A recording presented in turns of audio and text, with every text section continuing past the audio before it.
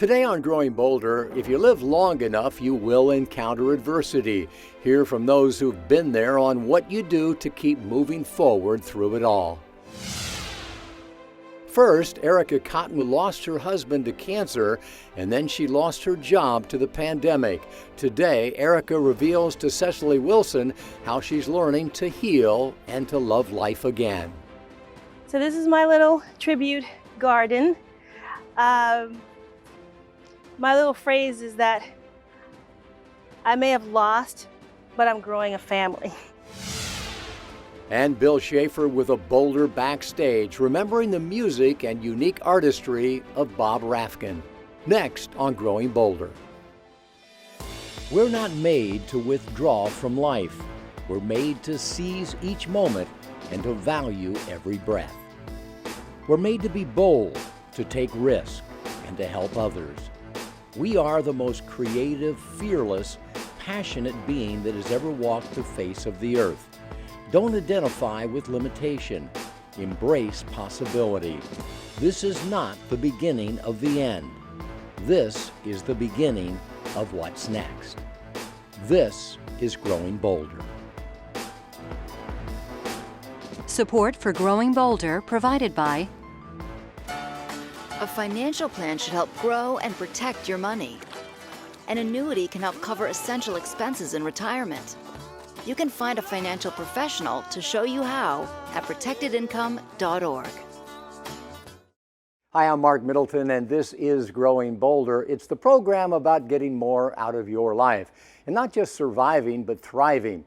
And not just when you're young, but throughout your entire life, and not just in the good times, but also in the bad. We've all got different ways of dealing with the challenges of life, and we're going to introduce you to some people that you've probably heard of to learn their secrets. Doro Bush Cook is a wellness advocate, a kindness champion, and with her sister-in-law and business partner, Tricia Riley Cook, she teaches others how to use mindfulness to achieve happiness and a sense of well-being. Doro is a New York Times best-selling author, and she's the only person in history who's the daughter of one U.S. president and the sister of another. Mindfulness came to me at a time when I really needed it. And, I come from a family that is in the political arena, and a lot of stress comes with that. So when I became interested in mindfulness, my family was the first group of people that I shared it with. And, they took to it. I mean, I have a brother that was the President of the United States that now has found a passion in painting. That's his mindful activity, and he gets lost in it. And so, I think everybody finds their way, and I hope I had a small part in it. Mindfulness through creativity is, in a way, a survival technique for former President Bush. But if you want to talk about survival skills, Les Stroud, TV's Survivor Man, takes it to a whole nother level. In the wilderness, he's faced everything imaginable, from Antarctica to the rainforest of Brazil. He's made a study of surviving natural disasters, everything from tornadoes to floods, hurricanes, wildfires, droughts, blackouts, and more. So we just had to ask Les how to survive growing older. Let me put it this way. I would like to live a very long life. I hope to get to 100 and spry. I used to watch guys who were 85 years old haul a canoe across a portage trail. Yes, I said portage because I'm Canadian. That's how you say it. And I would watch those guys, and I would admire, and I would say, I'm going to be that guy. That's going to be me. I'm going to be 85, and I'm going to throw that canoe up, and I'm going to go. And that's what I'm aiming for, is to be spry. And the way I believe in this, the way that I carry myself out with this is I never finish. Now, I complete things. I complete what I started, but I've always got something else to do. I think the great late Carl Reiner said the same thing. Just always have something you're not finished doing. And that's very important to me. But I found that having all these things going on and having something that is still not done.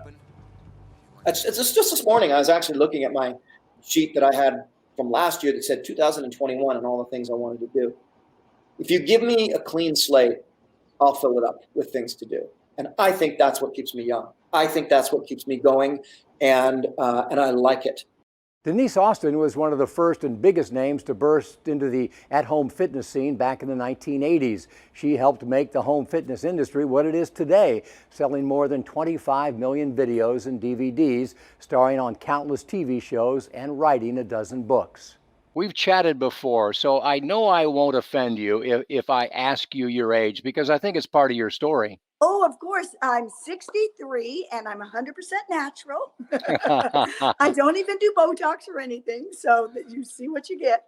And I feel that my life filled with fitness and eating right, a good attitude, really paid off all these years. So, and it doesn't take that much. I only work out for 30 minutes, but I'm very consistent at it. I exercise most every day, get up, wake up early and get it in, and I feel so much better. So there are three interesting and very diverse personalities and methods for not just surviving, but thriving as we age. And if we put their messages together, we do end up with a great prescription for healthy aging.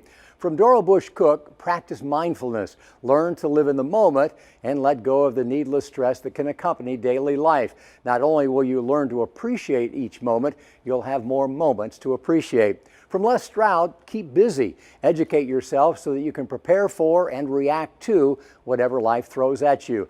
Get good at completing but never finishing. Have tasks that you enjoy and get done, but always have more to do. And from Denise Austin, keep moving. Doesn't have to be a lot, but it does have to be regular. Every other day, if not every day, and it can be anything that you enjoy, because doing it with a smile magnifies, multiplies the positive impact. This past year was devastating for so many, including Erica Cotton of Orlando, Florida. First, Erica lost her husband to cancer, and then she lost her job to the pandemic. In an intimate conversation with Growing Boulder's Cecily Wilson, a two-time stroke survivor herself, Erica reveals how she's learning to heal and love life again. So this is my little tribute garden. My little phrase is that I may have lost, but I'm growing a family.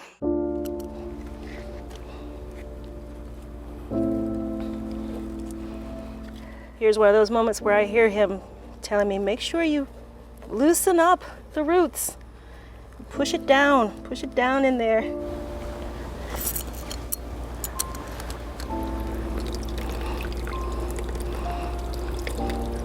All of those layers just made a really neat cake. A delicious cake, a complex cake. Erica Cotton isn't talking about the ingredients of a savory, delicious dessert. She's talking about the love of her life, Renaud Layer, who lost his life to cancer. He was diagnosed with a rare form of pancreatic cancer called ampullary carcinoma. But it spread quickly, until the day she felt Renaud's life start to fade. But I mostly held him and squeezed his arms, wrapped my body around him, and I begged him again and again, don't leave me. Don't leave me, please. We have so much more to do.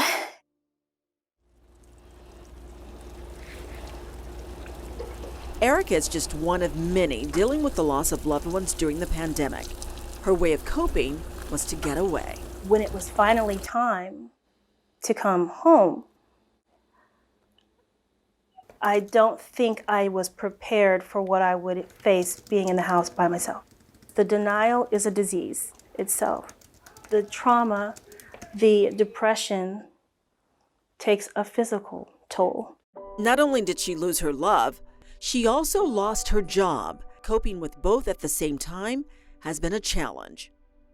My sense of self,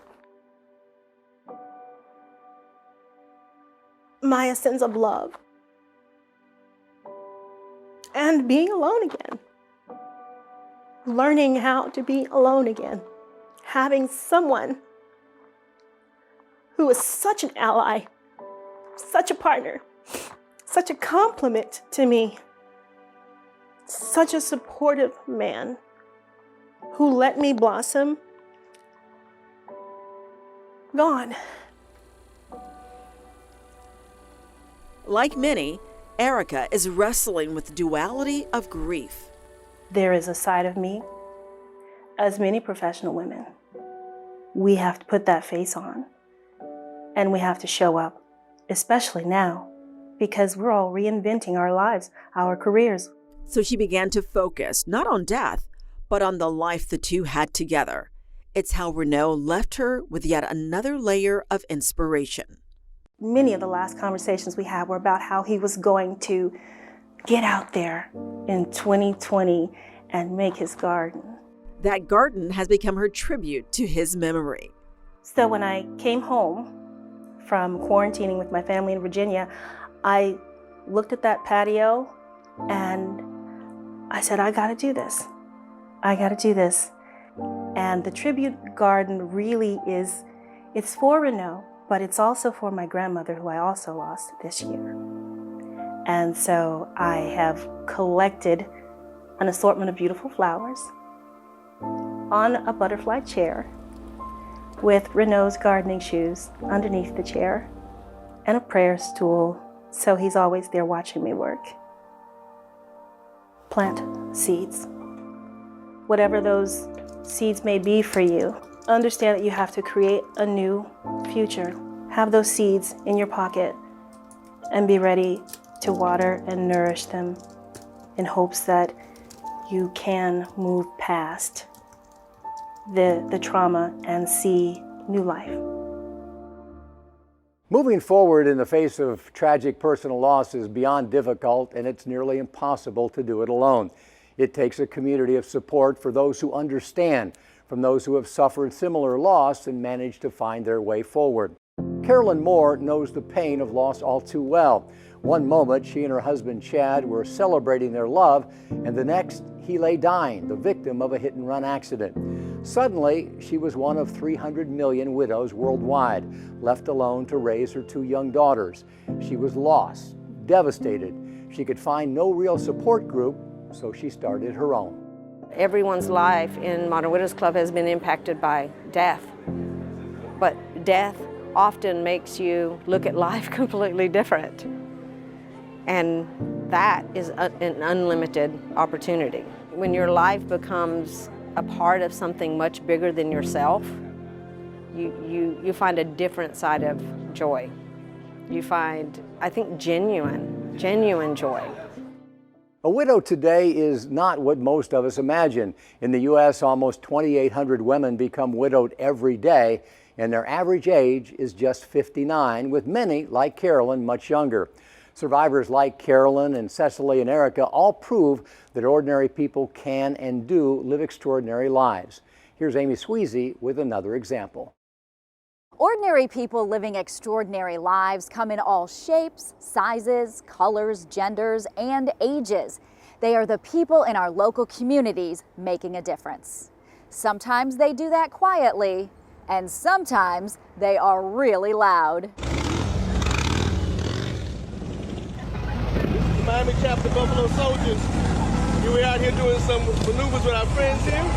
We're showing some of our skills. We want to ask some of the other chapters to show us what they got.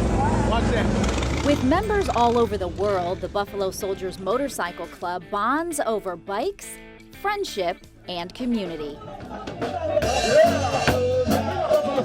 We are a family. We have 118 chapters.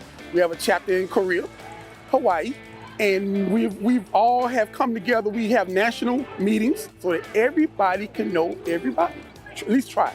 So it is one big, giant family. We were actually founded based on the Buffalo Soldiers, the original Buffalo Soldiers, after the first black gentlemen were allowed into the U.S. Army. It's back in 1866. So these guys were cavalrymen, they rode horses, so that's why we ride our motorcycles, we call them iron horses. So we were founded in honor of those gentlemen. The club is made up mainly of black riders, but open to everyone. Of course, loving to ride is a requirement to join, but their biggest joy comes from the charity work and mentoring programs. We also support a yearly scholarship, we do book bag drives, we help feed the homeless. So we have a number of charity programs we do every year, and that's throughout the whole nation, not just our chapter. The best thing I've done with this group is probably feeding the homeless. You know, feeding the homeless, that's phenomenal. The club was founded in 1993 by a retired Chicago police officer. Members are dedicated to riding and safety, but also motivating today's youth to be better citizens and leaders of tomorrow. Well, it's a family club, family-oriented. I mean, we're not goody two-shoes, but it is family-oriented. A lot of the people in our club are policemen, military, professionals, so it's a kind of club that's kind of got some good ground rules in place for safety and for having fun. So it's a good set crowd for my age group. There's fun stuff for young people, and there's fun stuff for people our age. There's enough fun for everybody. If you ever seen the Buffalo Soldiers in the road, you know, drive safe, look out for motorcycles, and if you see any of our events, please come and contribute. Gaming and esports have mostly been the domain of teens and 20-somethings, but that is changing rapidly, and Growing Boulder is leading the way with our Boulder X Esports initiative.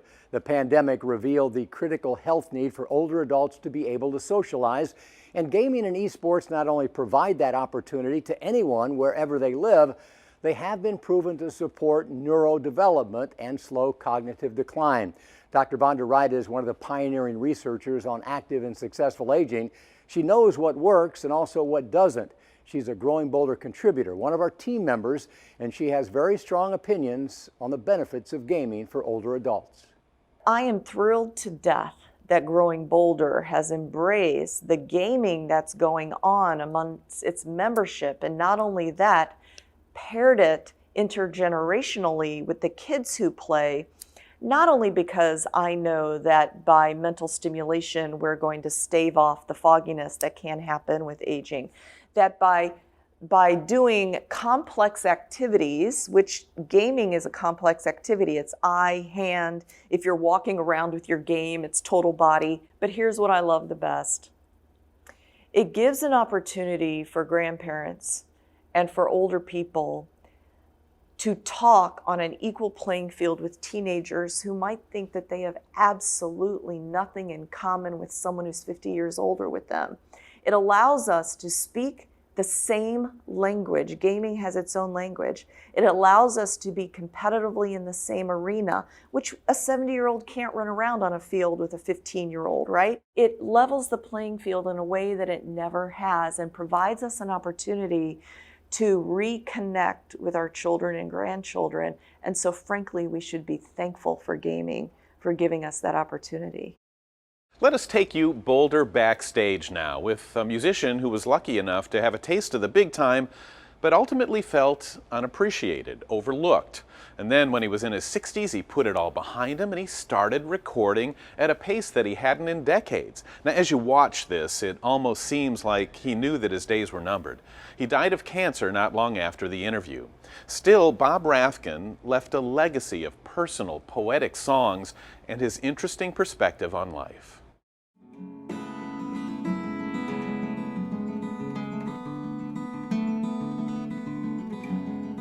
Bob Rathken's music had never been better. Colors rush in, tumble in space, leaving a void in its wake. 4 decades after bursting under the Greenwich Village music scene, his sound was clean and refined. No needs, no fears, no cold. His words heartfelt and poetic. Moonbeams fall on autumn night as we dance, as we dance. The last thing he expected was a fight for his life. I was playing a gig one night and I had to go to the bathroom and I urinated pure blood. And the next day it turned black. Prostate disease shut down his kidneys and stopped the music. I realized my vulnerability. I mean, I think the older you get too. You know, when you're 20 years old, you walk out in traffic. You don't think you're ever going to die, you know? But I started to think about that kind of stuff. He started to think about a lot of things, about his very first guitar. And it was an old Harmony. I couldn't even play the damn thing. It was such a bad guitar. I remember I painted it black. I thought that would be really cool with a paintbrush, you know. I didn't even, you know, I did a terrible job. I don't know what I was thinking about. About the people he recorded with. Joni Mitchell, she was wonderful. Arlo Guthrie, Randy Newman, Gene Vincent. Remember Gene Vincent? Yeah, I did some stuff for him. About his experiences in the late 60s. that was when Haight-Ashbury was happening. And we used to go down to the Fillmore and Winterland and see Big Brother and the Holding Company and Jimi Hendrix, Blue Cheer. Quicksilver Messenger. Yeah, all of these groups. But I mean, and you watch this and you don't realize that it's history. You don't realize you're watching Jimi Hendrix up there and soon he's going to be gone, but he's not going to be forgotten. Rafkin doesn't want to be forgotten either. Do you remember me, the young boy I used to be? Ran all day and all night too, playing hard and loving you. He's found the path to his future in a return to his roots. Sweet dreams come back, baby, knock on the window. My schooling of sorts was really the village, and I've always been very drawn to songs of conscience. So I've never been like an I Love You kind of songwriter. So I draw a lot of ideas of songs from my own experience, but at the same time, I'm aware of the fact that it doesn't have a great appeal in terms of if I was to consider myself a songwriter who was making money at it, you know, selling songs. My songs are too personal. So a lot of times I'll play places and I realize that I'm playing something that nobody cares. Nobody's really listening, you know, and if I'm playing at a restaurant, people bang into you, they don't care, you know.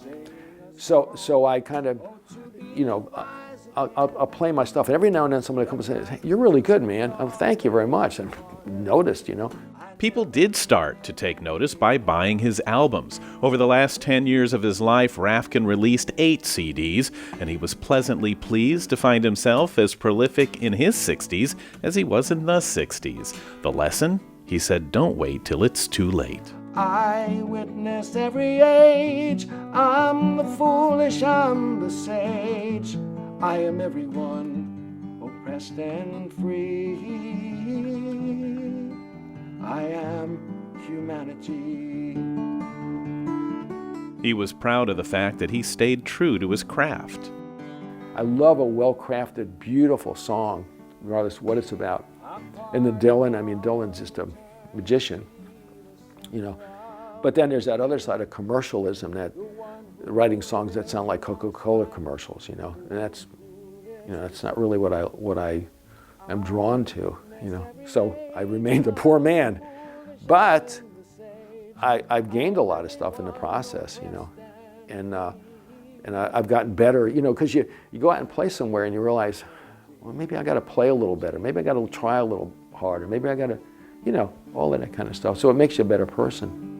Not long after this interview, Bob was taken by cancer, proud to have lived life on his own terms and proud to leave his music as his legacy.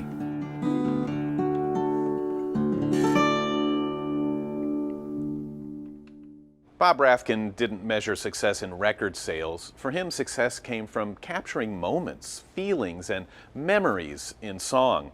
In a way, it makes him kind of timeless. We remember you, Bob. I think he'd be pleased to know that his music lives on. We have talked a lot today about moving forward in the face of a challenge, which unfortunately is a part of life. None of us get through life without setbacks. If we accept that fact, if we understand that there can be great happiness and purpose on the other side, and if we acknowledge that we all need support during those times, it does become a whole lot easier to move forward. To me, the thread that ties all of today's stories together is the need for community. To put it mildly, the pandemic has revealed that common enemies do demand a common response. COVID-19 has been a painful reminder that we are all part of the same community. We have shared interests that are vital to our future, and we have shared enemies that we can't defeat alone. Things like novel viruses, disease, polluted water, global warming, toxic air, poverty, lack of education, and so much more. These things don't care if you're a Democrat or a Republican. They don't care if you're rich or poor, urban or rural, black, white, Asian, Latino, or Native American. They don't care if you live in South Dakota, South Carolina, or South Korea. And neither should we. The DNA of every human being alive is 99.99% identical. We are all the same. We have the same basic needs, desires, and challenges. And occasionally, as we are now, we're reminded just how small this planet is, how interconnected we all are, and how much we need one another. We'll see you next time.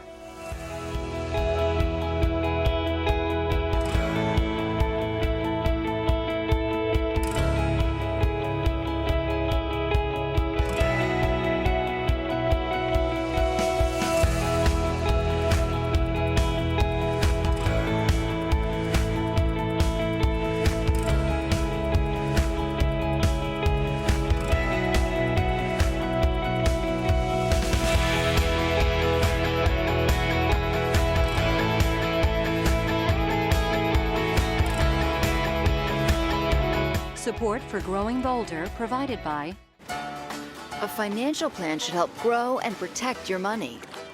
An annuity can help cover essential expenses in retirement. You can find a financial professional to show you how at protectedincome.org. Watch previous seasons of Growing Bolder plus bonus stories via our new free streaming app. More information at growingbolder.com/TV. And you can get inspired to plan your what's next when you connect with the Growing Bolder community on Facebook. Show the world you're growing bolder with official Growing Bolder products. Growing Bolder tees and hats are available for $25 each. Custom mugs are $15, and inspiring Tear and Share postcards featuring original artwork and bold messages are $15 plus shipping and handling. All items are available at growingbolder.com/shop.